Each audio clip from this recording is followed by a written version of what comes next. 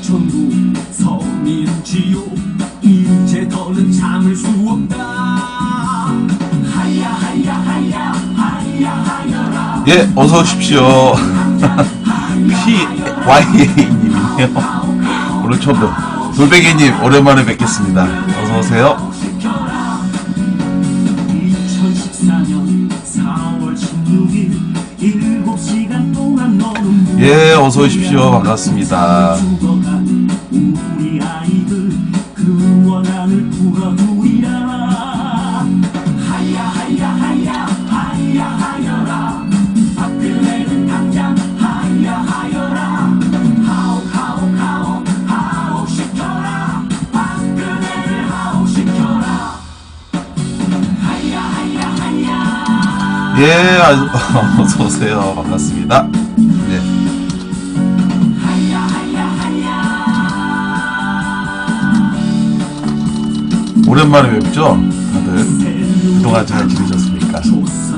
예, 새해 복 많이 받으시고. 예.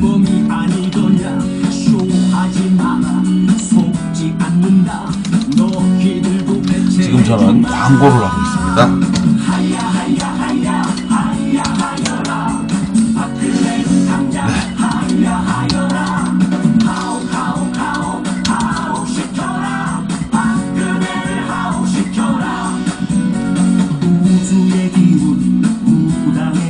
예, 어서 오십시오. 반갑습니다. 우리 크림악동님 울산에서 예, 방송에 들어오셨어요. 예, 바보팅님도 오셨고요. 예, 오늘 월요일에서 하던 방송인데 예, 목요일날이죠. 오늘 목요일날 예, 2시가 좀 넘었습니다. 근데 오늘부터 방송을 좀 시간대를 좀 바꿔봤습니다. 2017년 예, 새해를 맞이해서 방송을 월요일에서 목요일로 좀 바꿨고요. 예. 그리고 오늘 첫 방송 예, 시작하고 있습니다.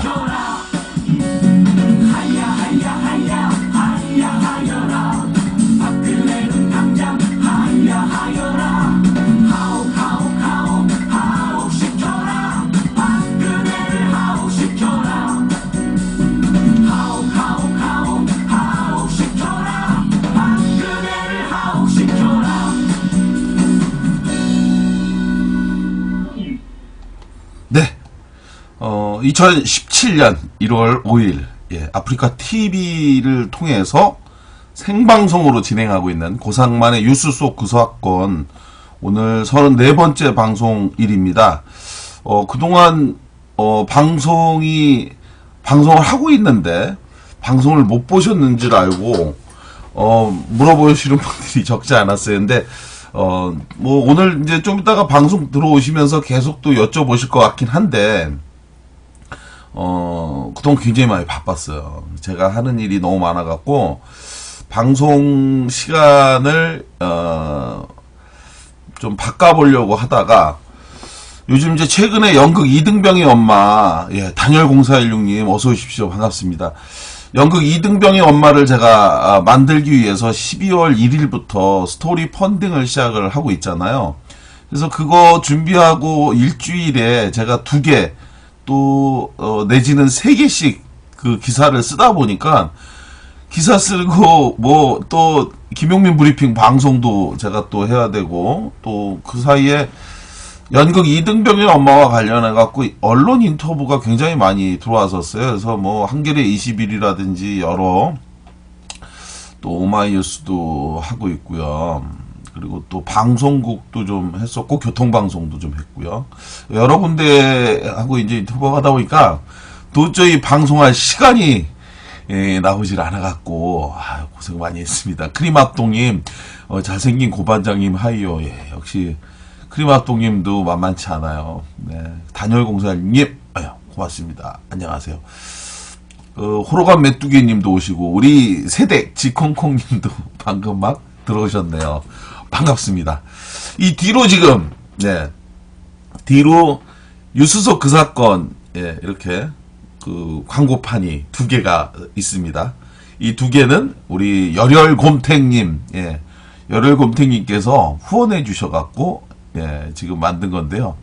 고상만의 뉴스 속 그 사건을 좀 이렇게 세워서 보여줬으면 좋겠다라고 하는 분들의 요청에 의해서 이거를 만들어주신 우리 열혈곰탱님께 다시 한번 감사의 말씀을 드리고요. 추천하고 저녁에 제 방송 본다고 수고하시라고. 네, 방송 재밌게 해놓을 테니까 저녁에 제 방송 꼭 보세요. 그렇게 하고 오늘 이야기, 2016년 1월 5일 오늘 대선주자 지지도 발표가 있었습니다. 그래서 그 내용을 좀 여러분들과 함께 좀 읽어보려고 하고요. 최순실과 관련한 이야기, 요즘 뭐 대세 아닙니까? 최순실 이야기는 빼놓고 지나갈 수가 없는 이야기이기 때문에 그 이야기도 지루하겠지만 고상만이 보는 관점에서 최순실의 깜빵 특혜 이러려고 죄졌나, 이 이야기를 좀 한번 해보려고요. 구파발 총기 사고 가해자와 관련한 사건 기억하시나요? 구파발에서 의경에게 총을 쏴서 그 의경이 목숨을 잃었는데요. 그 사건과 관련한 이야기, 그 피해자 유족분을 제가 뵀어요. 그 여동생하고 어머니를 뵀는데 그 가슴 아픈 사연, 여러분들과 함께 나누도록 하겠습니다. 그리고 박근혜가 기자간담회를 했어요.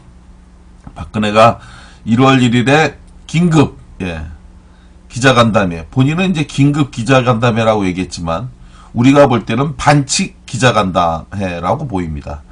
왜 그것이 반칙 기자간담회고 또 그렇게 하면 왜 안 되는지에 대해서 여러분들과 함께 이야기하도록 하고요. 요즘 뭐 새누리당의 그 상황이 점입가경이라고 하는 용어가 무색하지 않은 활극을 보여주고 있는데, 성직자, 사기꾼 성직자라고 하면서 서청원 의원이 비대위원장인 임명진을 공격하고 그 임명진에 대해서 또 서청원을 공격하는데, 임명진이 그 두 사람 사이가 사실은 10년지기 아주 깊은 그런 아주 가까운 사이라고 그래요. 근데 그 두 사람이 완전히 이제 활극을 보여주고 있는데, 그 두 사람에게 있었던 그 내막이 있었다고 합니다. 두 사람 사이에 밀담이 있었는데 그 밀담과 관련한 이야기를 서로 폭로하면서 폭로전을 계속하고 있는데요. 그 폭로전에 대한 이야기를 여러분들과 함께 하도록 하고, 마지막으로 순국선열 이외엔 추모가 안 된다. 이 행자부에 황당무계한 일이 있었는데 그 이야기를 여러분들하고 함께 나누도록 하겠습니다. 꿀잼각이 뭐냐고 물어보시는데 우리 크림악동님이, 우리 매니저님께서 꿀잼각이 뭔지 꼭 알려주시기 바랍니다. 알려주시기 바라고요. 뭐 오늘 그 방송 시작하면서 여러분들과 함께 반갑습니다 한번 들어보면서 방송을 이어가도록 하겠습니다. 나른한 오후 시간이죠. 목요일 오후 시간에 여러분들과 함께 고상만의 뉴스 속 그 사건 34번째 방송 신나게 시작해 보도록 하겠습니다.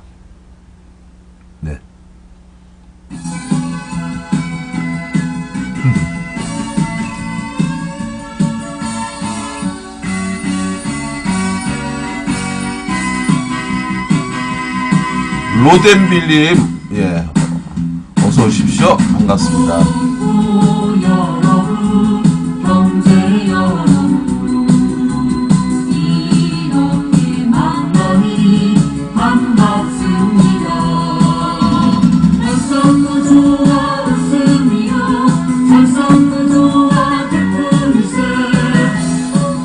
우리 매니저님, 크림악동님이 질문했는데 답변 주세요. 꿀잼각이 뭐예요? 라고 물어보셨어요.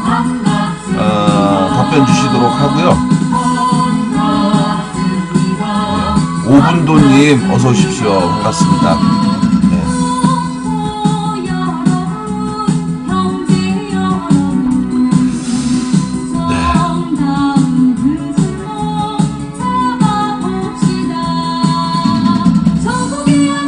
캡틴니용님 어서 오십시오. 반갑습니다. 새해 복 많이 받으세요. 캡틴니용님.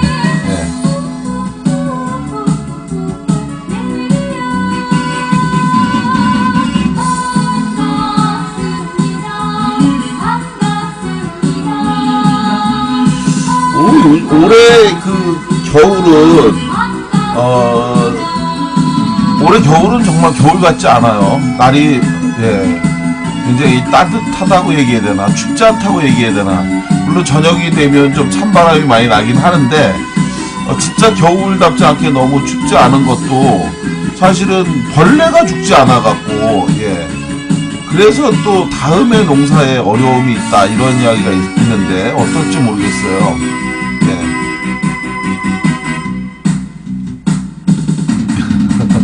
안녕하세요, 고상관 마정이 새해 복 많이 받으세요 라고 하셨어요. 새해 복 많이 받으시고 우리 김진이 형님도 새해 복 많이 받으세요. 동시에 선정 1분 후에 하라고 한다고요?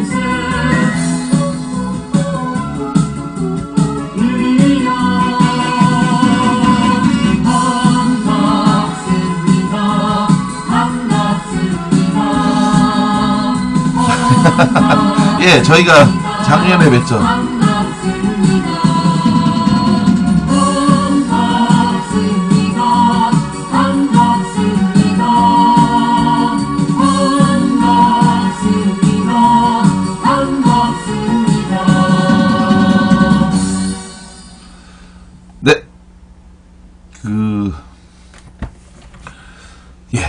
오늘 고상만의 유스서크 사건 오랜만에 뵙죠. 한 3주 만에 뵙는 것 같아요. 3주 동안 제가 방송을 못했던 것 같아요. 그죠? 그래가지고 우리 지콩콩님도 방송을 했는데 내가 못 본 건지 어떻게 된 건지 물어보시기도 하고 그랬거든요. 그리고 또 다른 분들도 방송을 하는데 이걸 못 봤나 어떻게 된 건가 그러셨는데 방송을 그동안 못했고요.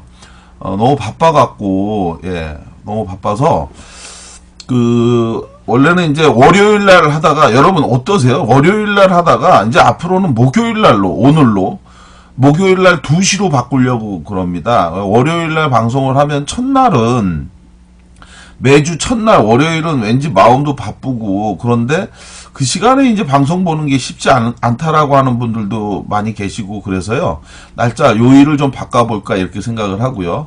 크림 악동님은 비겁한 변명이라고 그랬는데 뭐가 비겁한 변명인지 모르겠습니다. 하여간 그래가지고 목요일 날로 방송 시간을 좀 바꾸기로 했습니다. 그래서 다음 주서부터는 매주 목요일 날 낮 2시부터 오늘처럼 방송을 하고요. 그리고 좀 바쁘더라도 절대 빼먹지 말고 대중과의 약속을 지키는 방송으로 거듭나도록 하겠습니다. 몇 주 방송 안 한 게 아니라 못 한 거라고 우리 하셔야 됩니다. 그거 게을러서 그런 게 아니라고 전 분명히 말씀을 드리겠는데 게을러서가 아니라 진짜 많이 바빴고요. 시간이 너무, 그리고 원고를 계속 써야 되니까, 그리고 또 사실 지금도 내일도 또 원고 또 보내줘야 돼서 오늘도 방송하기가 좀 많이 어려운 부분이 있었는데, 그래도 여러분들과 함께 좋은 시간 보내기 위해서, 재미있게 시간 보내기 위해서 함께 시간을 만들었습니다. 자, 대선 주자 지지도 오늘 또 발표가 나왔는데 각자 여러분들이 생각하시는 지지자들은 다 제각각 있을 거예요. 그리고 또 올해 들어서 이 이른바 쏠림 현상이 아주 이렇게 빠른 속도로 지금 진전되고 있는 거를 여론조사 결과에서 보면 느낄 수가 있습니다. 오늘 그 발표된 여론조사 결과를 보면 이른바 그 되는 후보에게 이제 이 쏠림 현상이 굉장히 커지고 있는데, 압도적인 지지자는 역시나 문재인, 현재 더민주의 후보죠. 문재인 후보가 굉장히 많이, 전주 대비해서요, 굉장히 많이 지지율이 높아졌습니다. 5.5%가 오른 28.5%, 5.5%가 늘어난 28.5%를 얻어서요, 문재인 후보가 대선 주자 지지도에서는 1위를 차지하고 있고요. 그리고 바로 뒤에서 2위인데 반기문 유엔 전 사무총장이죠. 벌써 전 사무총장이 20.4%를 얻어서요.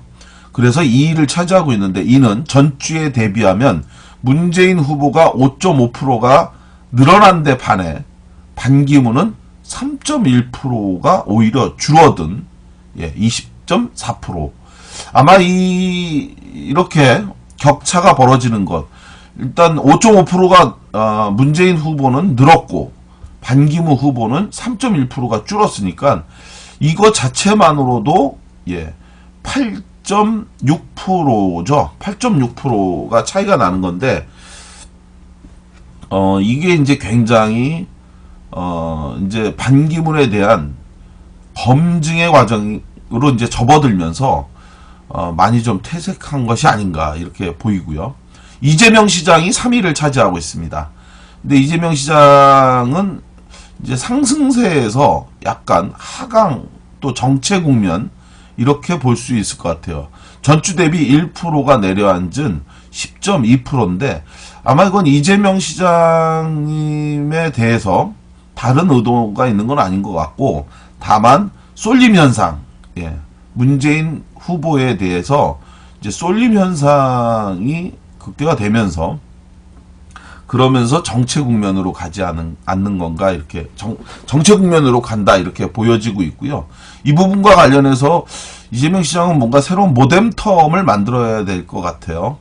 그러니까 지금까지는 이른바 촛불 탄핵 정국에서 가장 시원한 발언으로 많은 분들의 답답한 심정을 대변해서 그로 인해서 굉장히 놀라운 지지율의 그 성장 이거를 얻었는데 이제는 구체적으로 당선 가능성에 대한 걸 굉장히 좀 높여줘야 되겠다.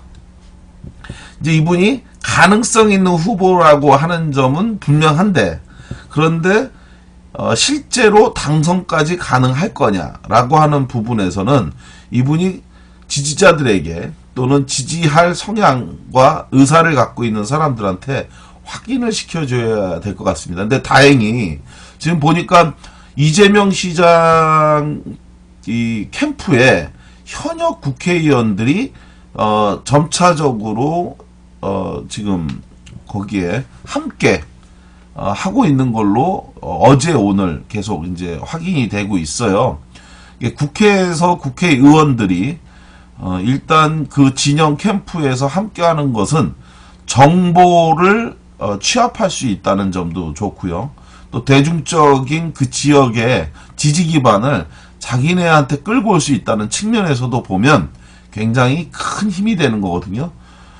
사실 이재명 시장한테 가장 약한 약점이 국회 내 기반이 너무 없다라는 것.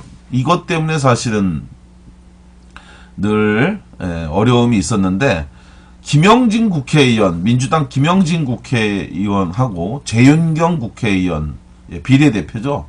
그리고 수원에 이제 그 김영진 초선인데 그분도 지금 이재명 시장 캠프에 함께 참여하면서 그러면서 이제 상당히 큰 도움이 될 것 같습니다. 그리고 이재명 시장이 주최한 그 국회 내 행사에 70명이 넘는 더민주 소속 의원들이 연명으로 공동 주최에 참여했다고 하는데 그것도 사실은 큰 의미가 있는 거죠. 점진적으로 이제 이른바 대세론인 문재인 후보 쪽과 비등하게 함께 겨뤄볼 수 있는 기초 토대 정도는 만들 수 있는 가능성. 이재명 시장은 사실 지금 하시면 참 좋은데 만약 안 된다 해도 차기에 대한 것이 중요하기 때문에 여하간 의미 있는 도전을 통해서 그래서 대세론을 이어파거나 또는 그걸 아예 뛰어넘는다면 더 큰 가능성이 있겠죠. 여하간 이 두 분이 문재인 후보와 이재명 후보가 서로 경쟁하고 각축하는 것 이거는 사실은 이 대선 국면에 뭔가 좀 더 활력소가 될 수 있고 그리고 흥행에 돌풍을 일으킬 수 있다는 측면에서 보면 누구에게도 손해볼 일은 아닌 것 같아요.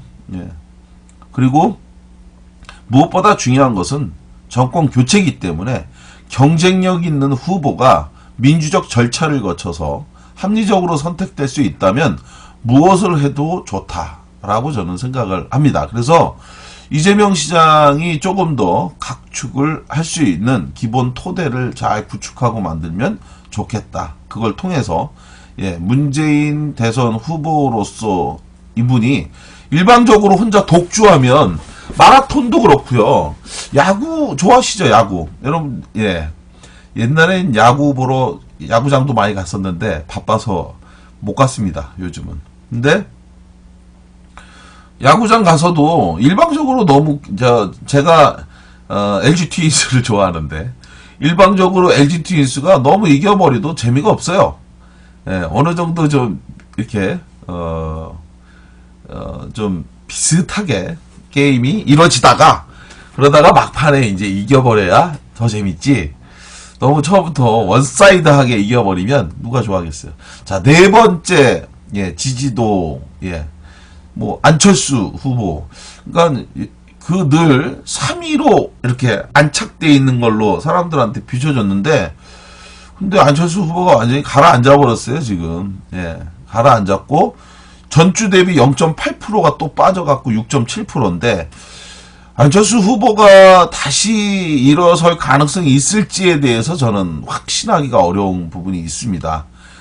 안철수 후보는 이른바 해보지도 않고 너무 낡은 정치인이 된 게 아닌가 싶고요. 그리고 특히나 그 데려가 나가서 함께하고 있는 국민의당 의원들이 안철수 의원하고 너무 색이 다르고 또 그 안철수 의원이 표방하고 있는 새정치하고는 너무 다른 결과 색이기 때문에 이런 분이 과연 이런 분들과 함께하고 있는 안철수 의원이 과연 제대로 할 수 있을까 싶기도 하고 어제 오늘은 뭐 제가 볼 때는 더 심각하다. 특히 이제 오늘 주승용 의원인가요? 이번에 새로 원내대표가 된 그 주승용 의원이 라디오 프로의 CBS 김현정의 뉴스쇼에 나와서 인터뷰를 하는 거 보니까 야 국민의당은 이제 어렵지 않을까 뭐 이런 얘기를 하더만요. 저는 뭐 어느 특정 세력, 정치 세력에 반대하고 그걸 뛰어넘겠다라고 하는 거는 뛰어넘겠다고 한다는 것은 저는 뭐 나쁘다고 생각하지 않습니다. 내가 누구를 이기겠다, 꺾겠다, 그 사람보다 내가 더 잘한다 이런 주장하는 것은 당연한 이야기죠. 그런데 정권 교체를 못하는 한이 있어도 친문 세력과는 절대 같이 할 수 없다 이런 이야기를 주승용 국민의당 의원이 이야기했더라고요. 라디오 인터뷰에서. 이거는 아니죠. 그렇게 얘기하면 돌아올 수 있는 것은 지지가 아니라 비난밖에 없습니다. 저는 사실 국민의당을 비판할 생각이 없어요. 국민의당을 좋아서도 아니고 싫어서도 아니고 그냥 이 중대사에서 제가 굳이 비판하고 이야기 하지 않아도 돌아갈 것은 그냥 그대로 돌아갈 거고 옳은 거 옳고 틀린 건 틀리게 될 거다. 그러니 굳이 제가 또 비판하고 이야기하고 말하면서 감정만 생기는 것도 없는데 괜히 감정만 상하게 하는 것도 싫어서 그래서 사실 저는 비판을 하지 않으려고 하는데 그런데 욕을 먹을 말과 행동을 그냥 의미 없이 하고 있지 않나 이런 생각이 듭니다. 흐리막동님께서 못 일어선다에 내 가진 전부와 손모가지 건다. 니는 무엇을 걸 것인가? 이상은 영화 대사였다고. 국민의당에는 신용현 국회의원이 있습니다. 아주 훌륭한 사람이죠. 이게 신용현 의원은 이제 흐리막동님의 친구가 수석보좌관을 하고 있어서 저런 이야기를 하는 것 같고 아니, 그러니까 뭐 개별의 의원들은 다 훌륭하죠. 좋은 분들이죠. 그런데 문제는 국민의당이라고 하는 색깔로 해서 나오면 이제 문제가 되는데 저는 국민의당이 여당인지 야당인지를 오히려 분명히 해라. 제가 볼 땐 여당도 아니고 야당도 아니에요. 국민의당이 하는 거는 정말 너무 안타깝기 이를 데가 없어요. 이게 도대체 누구하고 뭘 하자고 하는 건지 뭐 정권 교체가 안 된다 할지라도 친문가 안 된다 그건요 폭언이고 망언입니다. 정권 교체가 중요하죠. 정권을 바꾸지 않으면 이대로 가자는 거 아닙니까? 새누리당과도 손잡겠다는 거예요. 뭐예요 도대체가. 그런 이야기를 하면 지금 진짜 연인원 1000만 명이 길거리에서 연말에 11월과 12월과 그리고 새해에도 지금 촛불을 들고 싸우는 이유가 뭡니까? 아무리 화가 나고 본인이 미워하는 집단이라 할지라도 그런 식으로 말을 한다면 저 역시도 줄 수 있는 것은 욕밖에 없습니다. 아유, 정말 답답하게 이를 데 없는 국민의당을 보면 저는 사실은 이제 국민의당이 그렇게 오래 갈 거라고 보이지 않습니다. 호남만 지켜서 국회의원 평생 하자는 생각이죠. 제가 볼 때는 호남도 버릴 거예요, 이번에. 이런 얘기하면 또 국민의당의 또 지지자분들은 또, 야, 이 고상만이고 웃기는 놈이네, 이렇게 할 건데, 저는 진심으로 말씀드리는 게, 본인들이 이 지지받기를 원하는 호남이시라면, 올바른 길을 제시하시고 그 길을 통해서 사람들의 지지를 확대하셔야지. 아니 무슨 큰 정치하시는 분이 나라 일을 하시는 분이 어떻게 그런 개인 사감정에 비춰서 그런 이야기를 할 수 있는지. 주승용 눈치 없네. 주승용은 진짜 눈치가 없는 정도가 아니라 전 정말 너무 싫습니다. 저는 국민의당 신정현 국회의원 팬입니다. 국민의당 욕하지 마세요. 이 크림학동님 문제가 있는데 확 차단시켜버릴까요? 퇴출? 퇴출을 원하시면 계속 그러세요. 국민의당 신정현 국회의원 저도 좋아해요. 근데 국민의당을 욕하는 거가 아니라 비판. 죄송하다고 바로 꼬리를 내리시니까 제가 퇴출은 안 시키는데 조심하세요, 앞으로.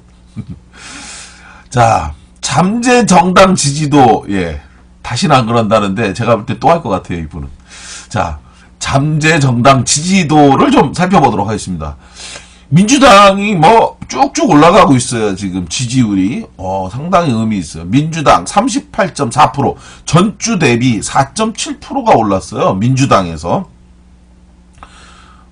반면 새누리당과 개혁보수신당이 쫙 쪼개지면서, 그러면서 새누리당 지지율이 폭삭 내려앉았습니다. 그러니까 이것도 웃긴 얘기죠. 민주당이 현재 제1 정당이 됐죠. 제1 정당. 네, 새누리당과 개혁보수신당으로 쪼개지면서 새누리당이 아마 99석이었는데 이정현이가 나가면서 아마 98석 됐나요, 지금? 자, 아마 그런 것 같은데. 새누리당이 13.1%, 전주 대비 0.3%, 이제 빠질 만큼 빠진 것 같습니다. 아마 콘크리트 지지율이라고 하는 게 이거 같아요. 13.1%가 새누리당 지지율. 개혁보수신당이 그거보다 아주 근소한 차이로 3위를 차지하고 있습니다. 12.9%, 0.2% 차이인데요. 개혁보수신당 처음에 출범하면서 시작할 때 그 이벤트 효과라고 이야기하죠. 네, 뭘 시작할 때 전당대회 효과라든지 당선 효과라든지 뭐 이런 이벤트 효과, 그거가 약간 좀 빠지면서 3위로 내려앉았는데요. 12.9%, 약 4.4%가 전주 대비에 빠졌습니다. 그래서 새누리당보다 0.2% 뒤진 12.9%. 국민의당은 계속 하락세를 가고 있는 것 같아요. 전주 대비 0.6%가 빠진 11%를 얻고 있고요. 정의당은 그야말로 콘크리트 지지율이죠. 4.7%. 참,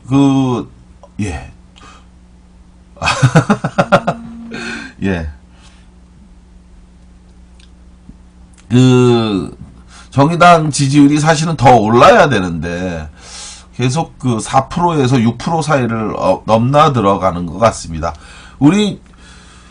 이분, 이거 읽어드려야 되나? 어떻게 되나?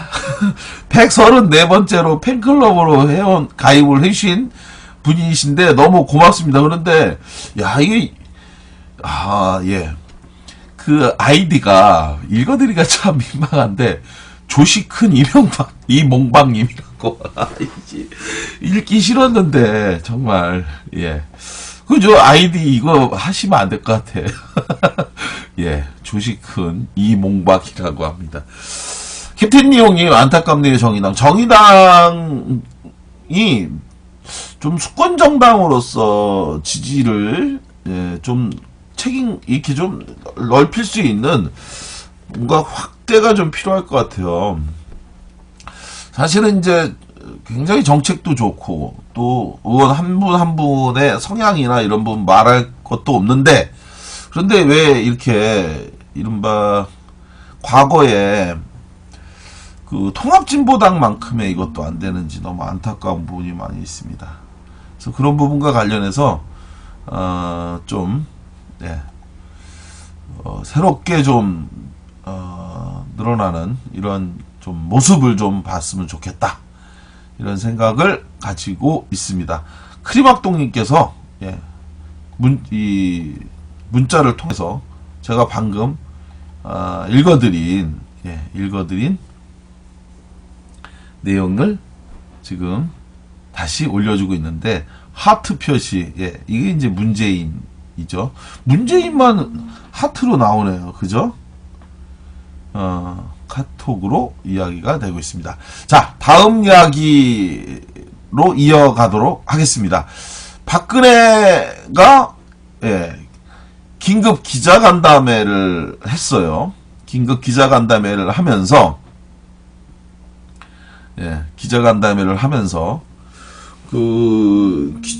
국민들에게 아주 많은 분노를 또 자아내게 했는데, 그죠? 분노를 자아내게 해갖고 또 논란을 빚고 있습니다. 요즘 이제 짤방인가요? 해서 내용을 이렇게 편집을 해갖고 이렇게 지금 돌려서 이제 사람들한테 홍보를 하던데, 제가 그걸 잠깐 제대로 된 것도 좀 보고, 그리고 또 짧은 것도 좀 보고 했는데, 박근혜식 대화는 그 발언은 정말 너무 충격적인 것 같아요. 늘 보면서도 적응이 안 되는데, 이래서 저래서 그러니까 막 이런 식으로 이야기들을 도대체 무슨 말인지 알아들을 수 없는 외계어 같은 이야기들을 하면서, 그러면서 국민들을 늘 당황케 하는데, 이번에도 역시나 마찬가지로 전혀 다르지 않은 행동을 했습니다. 그래서 오히려 기자간담회를 한 것이 득이 있느냐 뭐냐 이런데, 득이 있다고 하는 측면에선 그런 거죠. 아마 여러분들도 이제 이 기자간담회 내용을 하도 논란이 됐으니까 다 보셨고 아시겠지만, 캡틴 니용님, 그분과 그네와 같이 하트 나와요. 그분은 그네와 같이 하트. 그러니까 박근혜하고 문재인의 이거는 여기서 아마 금지어 비슷하게 이렇게 돼 있나 봐요. 그래서 이제 안 나오는 것 같고, 캡틴 니용님, 근데 직무정지 당하면 기자회견도 마음대로 할 수 없지 않나요? 라고 하셨습니다. 정확하게 정리하면 이런 거죠. 직무정지, 그러니까 지금 탄핵 국면에라고 하면 기자회견을 하는 데 있어서, 이른바 기자회견을 하든 뭘 하든 중요한 건 이거죠. 대통령으로서의 직무가 중단된 거기 때문에 대통령처럼 어떤 일을 하는 건 안 된다. 이게 이제 정답입니다. 개인적인 기자회견을 하는 거, 그것도 사실 대통령의 직위가 아니라 자기 개인의 일로서 할 수 있으면 그것에 대해서는 가능할 수 있지만, 이번에 박근혜가 한 것 중에서 가장 문제가 되는 것은 기자들을 모았잖아요. 이 기자를 모으는 게 자기가 개인적으로 휴대폰을 문자를 보내서 모여라 이런 게 아니라 청와대 홍보수석을 통해 연락을 했다. 이게 지금 문제인 겁니다. 대통령으로서의 직무가 정지됐기 때문에 청와대 홍보수석을 통해서 기자를 모으고, 그리고 그 기자간담회를 위해서, 이게 이제 웃긴 얘기잖아요. 떡국을 한 그릇씩 먹자 이러면서 모았다는 거죠. 내용은 기자간담회가 아니라 기자들하고 떡국을 먹는데 자연스럽게 떡국 먹으면서 티타임 갔다가 이야기를 한 것처럼, 그러니까 이 사람, 이 박근혜가 말이죠. 이 영상을 보면 쭉 나옵니다. 마치 자기가 기자간담회를 하기 위해서 온 게 아닌 것처럼 이렇게 이렇게 행동을 해요. 그래서 진행하면서, 오늘 이러려고 한 건 아닌데, 하면서, 그러면서 이제 얘기를 하는데, 참 야비한 거죠. 사람이, 옳은 건 옳고, 틀린 건 틀린 거고, 가야 될 길은 가는 거고, 아니면 말아야지요.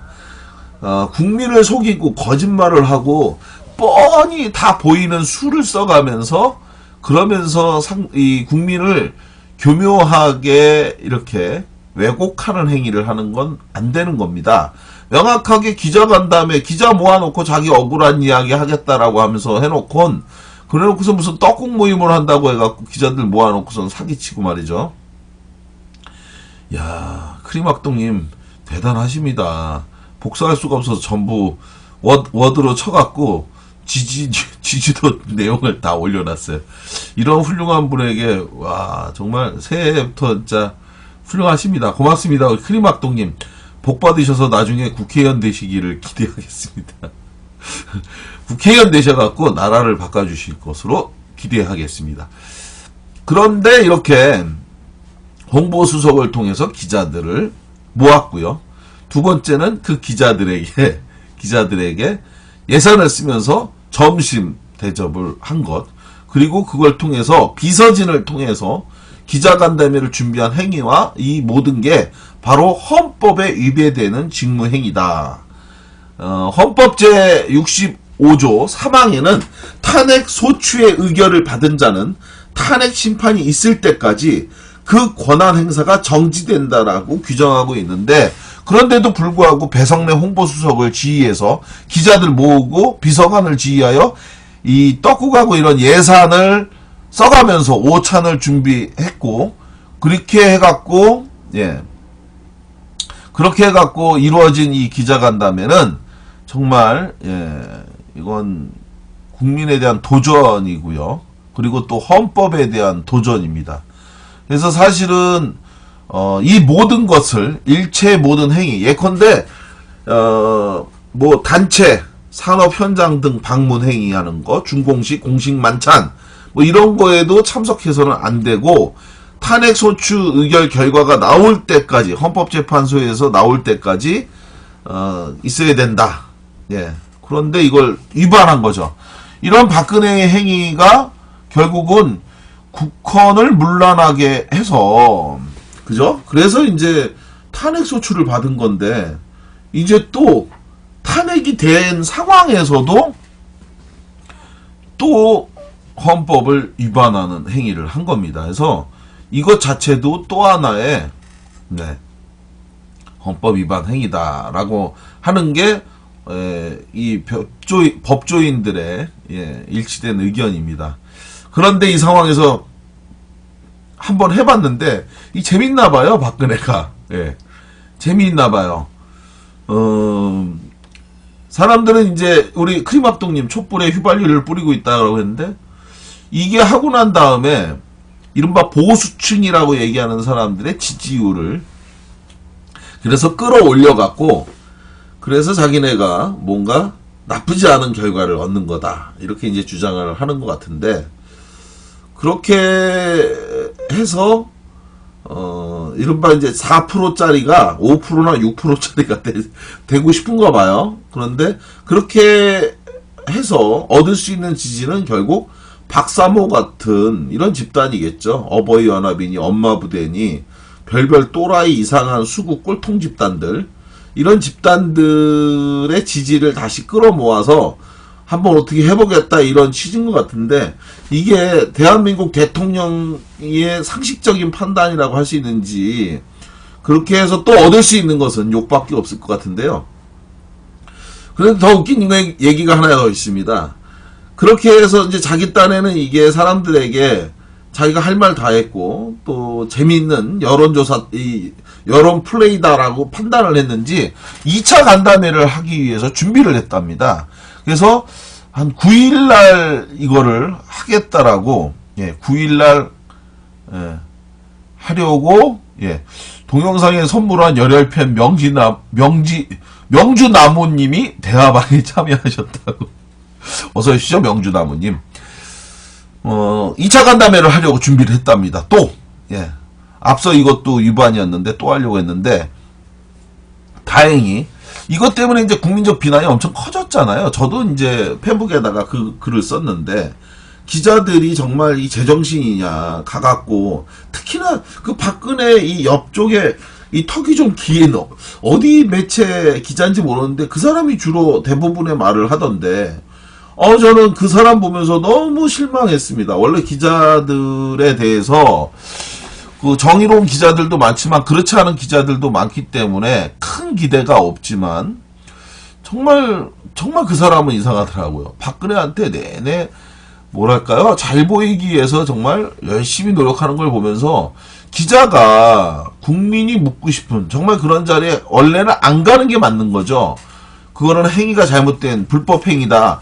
자, 불법 행위를 하는 박근혜에게 가갖고 그 사람과 인터뷰를 하고 이야기를 듣는 것, 이것 또한 그의 불법에 동참한 거기 때문에 그건 역시 정상적인 일이라고 볼 수 없습니다. 불법 행위에 동조하는 것 또한 불법인 거죠. 그런데 그런 불법 행위를 하러 가서 기자가 국민이 궁금한 것, 정말 국민이 묻고 싶은 이런 거 왜 하냐, 아니면 뭐 이렇게 집요하게 물어보고 따지고 해야 되는데 내내 실실 웃으면서 어떻게 하든지 박근혜에게 잘 보여야 되겠다라고 하는 그런 행위만 하는 걸 보고 너무 실망을 했는데 2차 간담회를 하려고 계획을 하니까 이번에는 기자들이 전부 다 거부를 했다고 합니다. 예. 지난번에 욕 너무 많이 먹어갖고 기자들이 이제는 안 하겠다고 그랬다고 하던데, 크림악동님, 그네는 도레미파 솔라시도에서 미를 친 사람이라고. 캡틴 리옹님, 그네는 정부미랑 치킨 먹여야 함. 정부미하고 치킨은 왜 먹어야 돼? 치킨은 왜 먹어요? 캡틴 리옹님, 정부미는 감옥 가면 흰쌀밥 정부미를 주니까 알겠는데 치킨도 요즘은 치킨 주나요? 치킨은 안 주는데 왜 치킨을 먹어야 된다고 쓰신 건지 궁금합니다. 자, 박근혜가 2차 간담회 이거를 또 해서 AI 걸린 AI 걸린 치킨을 먹어도 이게 130도인가요? 뭐 거기에다가 튀긴 닭은 감염 가능성이 전혀 없다고 그러죠. 예. 뭐 근데 왜 다 살처분을 하는지 모르겠어요. 안전상의 문제가 없다고 하는데 전파될까봐 그런 건지 모르겠는데, 저는 박근혜가 무능해도 너무 무능하다. 너무 무능하다. 무능해도 이 정도까지 무능할 수 있을까? 이걸 정말 계란 이 달걀 파동을 보면서 뭐 이렇게 무능한 사람들이 있을 수 있을까? 도대체 뭐 하나 제대로 하는 게 없는, 그죠? 하다 이제 달걀 파동. 처음에 AI가 이렇게 퍼졌는데 AI가 이제 처음도 아니잖아요.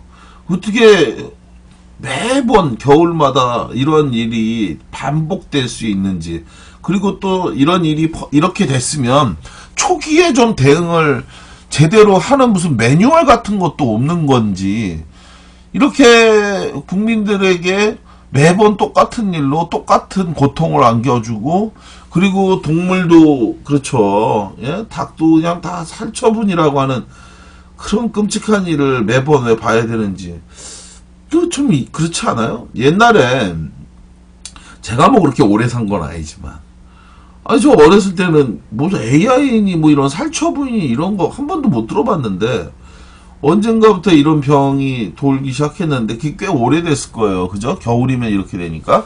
근데 그걸 왜 매번 이렇게 똑같이 반복하는지 좀 똑똑한 정부가 좀 만들어졌으면 좋겠습니다. 그래서 국민이 좀 걱정하지 않고 했으면 좋겠다. 그래서 이렇게 무능한 정부를 보는, 이렇게 무능한 사람들이 대통령 하는 것도 정말 처음 보겠고, 두 번째로 또 하나는, 야, 이렇게 무능한 사람들이 해도 나라가 망하지 않는구나를 또 느끼는 또 기회인 것 같아요. 이렇게 무능한 사람들이 해도 나라가 망하지 않는구나. 그죠? 뭐 연일 나오는 그 최순실과 관련한 이야기 중에서 정말 웃긴 이야기가, 최순실이가 정호성 전 비서관하고 통화하면서 내가 못 살아 뭐 이런 얘기, 어떻게 그런 이야기들을 천박하게 하면서 통화하고, 그리고 무슨 외국 나가기 전에 그냥 나가면 놀러 나가는 것처럼 보이니까 나가기 전에 기자회견이라도 한번 하든지 국무회의를 하든지 수석비서관 회의를 하든지 뭘 하고 가라고 하는 그런 지시사항을 받고, 달빛짜장님 안녕하세요. 정말 그런 사람들이 하고 있는 게 정말 끝내줍니다. 정말. 그래도 대한민국에 도움을 주는 훌륭한 그네입니다. 우리나라 민주주의를 10년에서 20년 앞당겨 하였고 당만 보고 찍으면 나라가 어렵게 된다는 것을 몸소 실천하신 분이다. 뭐 그렇게 해도 또 박근혜 좋아하는 사람들은 또 찍으니까 국민들이 더 대단한 거죠. 그죠?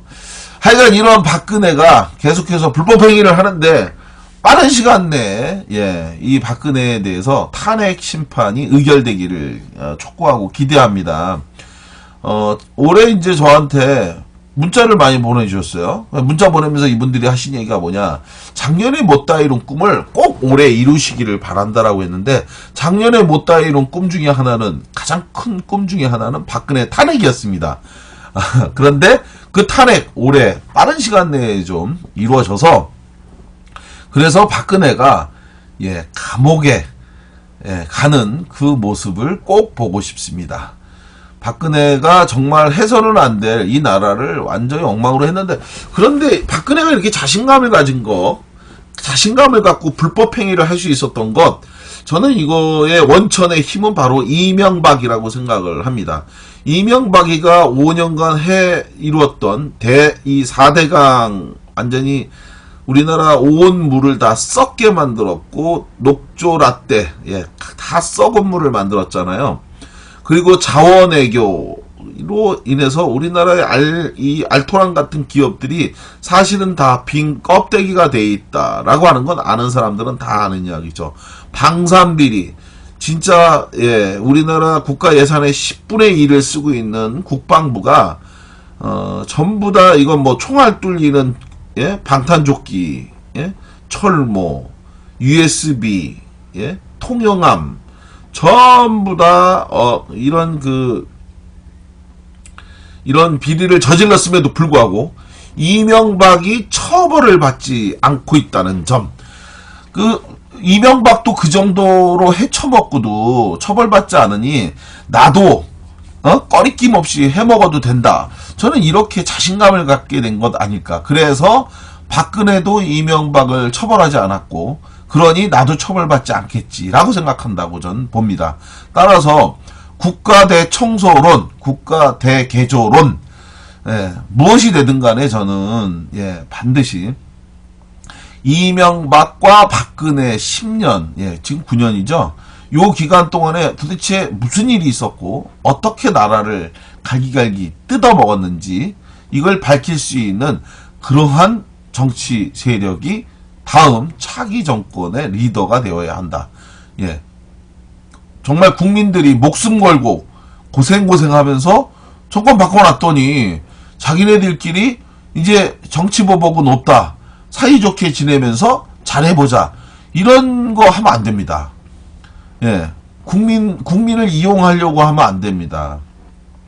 국민이 손에 피를 묻히고 정말 고생해갖고 어떤 상황을 만들었는데 그것에 대해서 이용해서 정치적으로 단물만 쪽쪽 빨아먹고 그리고 국민이 원하는 그것은 주지 않는다면 그것이야말로 진짜 사기꾼이죠. 더 이상 그렇게 해서는 안 된다라는 이야기를 하면서 다음 이야기로 넘어가도록 하겠습니다. 최순실과 관련해서 서울구치소 특혜, 이게 뭐 요즘 화제예요. 최순실은 밖에서도 온갖 특혜로 나라를 절단내더니 이제는 서울구치소를 절단내고 있습니다. 서울구치소장이 이 최순실의 보호자 역할을 하는 정말 황당한 사태를 보고 있는데요. 국회의원 다수가 가갖고 서울구치소에 가서 최순실을 만나려고 하니까 이 서울구치소장이 아주 열심히 충성 다 바쳐서 최순실을 보호하고 있는 걸 보면서 정말 이러려고 우리가 국민을 하고 있나라는 자괴감, 이걸 진짜 느끼지 않을 수가 없는데, 최순실과 관련한 특혜 여러 특혜 논란이 있지만 가장 큰 특혜는 역시 물이에요. 호로간 메뚜기님이 매니저가 되셨대요. 언제 매니저가 아니었나? 이 사람이 자꾸 왔다 갔다 하고 왜 오늘 서비스를 제대로 안 하는 거예요. 이 지금 시청자분들, 이 청취자분들에게 추천도 좀 눌러주시고, 얘기를 하셔야지. 자, 그래서 이 최순실이, 이 국회에서, 잠깐 멈췄대요. 예. 꿀잼각이 뭐냐고 물어보신 분도 있었는데 말이야. 그런 얘기도 안 해주시고. 자, 최순실이 서울구치소에서 온수, 뜨거운 물, 이게 이제 교도소는, 귀한 건데, 이걸 얻어서 마시는 정도가 아니라, 이걸로 목욕까지 할 정도로 엄청난 특혜를, 받고 있고, 그리고 남들은, 사용할 수 있는 영치금이죠. 밖에서 돈을 보내주면 통장처럼 교도소에서 이렇게 돈을 관리하고 있는 게 영치금입니다. 통장하고는 다른 건데 구치소에서 관리하고 있어요. 구치소나 교도소가 외부에서 이른바 용돈을 보내주면, 생활비를 보내주면 그걸 모아놨다가 자기가 물건을 사고 싶을 때 매일 그것에 대해서 뭐 고추장이든 뭐 김치든 뭐든 이렇게 자기가 사서 먹을 수 있는 거를 체크하면, 그러면 돈 대신 거기서 차감을 해갖고 이렇게 하는 건데요. 그 돈은 너무 많은 사람, 그러니까 돈 많은 사람이 일방적으로 자기 혼자만 돈을 많이 쓰면 위화감이 발생한다. 예를 들어서 그죠? 하루에 2만 원인가 4만 원인가 그렇게 제한돼 있는데, 이걸 만약에 재벌에게 돈을 제한 없이 쓰게 하면, 그러면 이른바 돈 지랄을 할 거 아닙니까? 뭐 사람들한테 내가 이거 다 쏠 테니까 다 먹으세요 그래가지고 그 안에서 재수자들에게 이른바 돈으로 갑질하고, 경제사범이라고 하죠. 사기로 들어온 사람들 있죠. 대형 사기, 무슨 엄청나게 돈을 빼돌려 갖고 한 이런 사람들에게 제한 없이 돈을 쓰게 하면은 돈 가지고 사람들을 사기도 하고 쓰기도 하고 할 거 아니에요. 그래서 그 돈을 못 쓰게 제한을 두고 있는데, 그게 4만 원이라고 알려져 있는데, 이 최순실은 그러한 제한 없이 돈을 쓸 수 있도록 해놨다라고 하는 이야기. 뭐 이런 이야기들을 서울구치소에서 있는 수용자 중에 누군가가 외부에다가 이러한 그 최순실의 특혜에 대해서 제보를 하려고 했더니, 이 사실을 알게 된 그 서울구치소 측에서 이 양심선언이죠. 내부고발자였던 이 사람을 지방의 다른 교도소로 이감을 시켰다라고 하는 겁니다. 이렇게 통상 수용자를 이감할 때는 2, 3개월 정도의 시간이 필요한데, 그런데 불구하고 이 최순실과 관련해서는 이것을 폭로하려고 했던 사람에게 구치소 측에서 일주일 만에 다른 곳으로, 한 달여 만에 보냈군요. 2-3달 걸리는 일인데 한 달여 만에 이 사람을 폭로하려고 하니까 막기 위해서 다른 곳으로 보냈다. 이런 방식으로 하고 있는 이 문제에 대해서 최순실이 감옥에서, 원래 이제 우리가 이런 얘기를 하거든요. 여러분, 그 교도소에 있는 게 죄에 대한 대가를 치르기 위해서 있는 거라고 흔히 많은 분들이 생각하시잖아요. 실제로는 그렇지는 않고요. 죄에 대한 대가가 아니라 갱생, 죄를 깨닫고 다시 생을 살아간다. 이래서 갱생이라고 합니다. 그래서 교도소에서는 갱생하고 이렇게 경례를 붙인 적도 있어요. 지금은 이제 아마 없어졌을 건데, 이렇게 재소자가 거기 교도관한테 아니면 보안과장이나 이런 사람한테 가서 갱생 이렇게 다시 산다, 이런 거가 있는 건데, 최순실은 이런 식으로 거기서 살다가 나와서는 갱생이 될 것 같지가 않습니다. 특혜로 똘똘 뭉쳐갖고 특혜를 받으면서 살다가 나오는데 무슨 갱생을 하고 무슨 반성을 하겠습니까?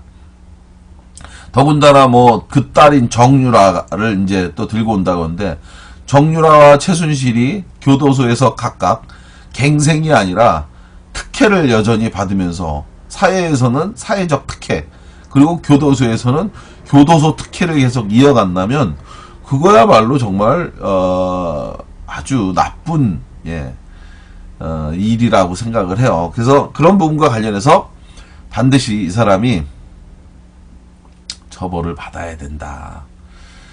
처벌을 받아서 다시는 그런 일이 없어야 되겠다라는 생각을 하게 됩니다. 1부 방송 여기까지 하고요. 바로 이어서 2부 방송으로 들어가도록 하겠습니다. 고상만의 유수소 그 사건, 34번째 2017년 1월 5일 방송인데요. 방송 2부로 이어가도록 하겠습니다. 고맙습니다.